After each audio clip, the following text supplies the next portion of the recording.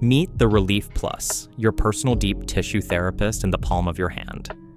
To get started, first position the Relief Plus under an area of tension or discomfort. Apply gentle pressure and slowly explore the area until you find any specific tender or tight spots.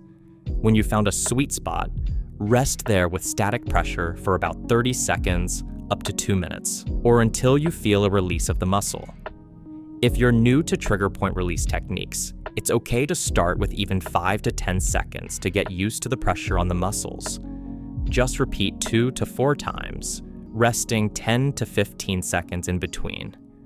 Focus on taking slow, deep breaths to help the body relax into the pressure. Breathing in and out for a count of 4 is a good place to start, using the out breath to breathe out the tension. You should eventually feel the tension release and the muscle relax.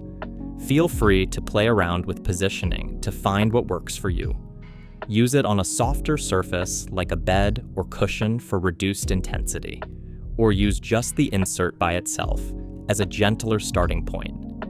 For best results, use 3 to 5 times per week, taking rest days in between each session. Consistent use can help reduce pain, unlock tight muscles, and restore healthy, effortless movement.